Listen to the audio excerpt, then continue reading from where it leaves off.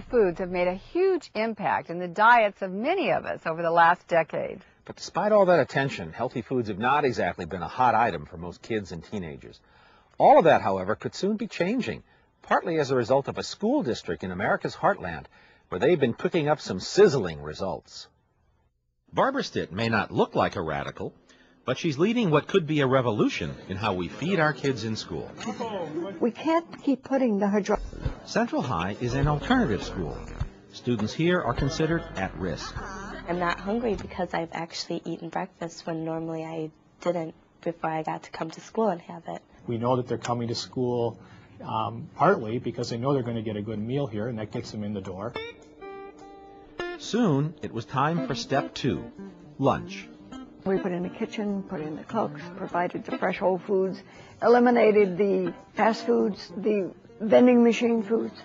The result was a daily lunch menu for the Appleton kids that's attracted national attention. Whole grains, legumes, the seeds, the nuts, water. You eliminate the refined flour. You eliminate the artificially colored foods. Today, it's turkey tacos and a fresh fruit salad and salad bar to rival any at a good restaurant. Home-cooked natural foods is a much more healthier way to go than, say, eating hamburgers every day for lunch or going home and having fast food pizza for dinner. The atmosphere is entirely different. The students are calm. They're well behaved. I don't have to deal with the daily discipline issues. Our teachers can teach if the students are ready to learn, and I think the hot lunch program and breakfast program here at Central have helped students be ready to learn. It's a success story so impressive, the Natural Oven's recipe for Central High is expanding to the 15,000 other kids in the Appleton district. An early concern was the cost. I can't buy the argument that it's too costly for schools to provide good nutrition for their students. I found that one cost will reduce another. I don't have the vandalism. I don't have the litter.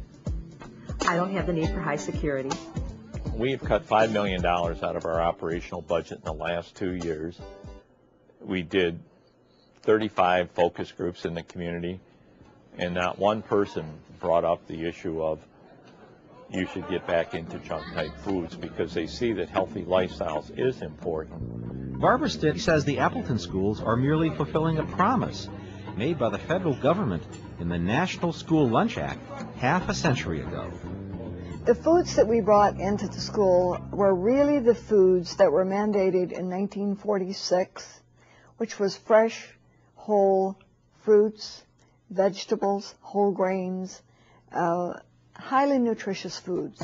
In its 2004 National School Lunch Report Card, the Physicians Committee for Responsible Medicine singled out the Appleton program as an ideal that America's other school districts should follow.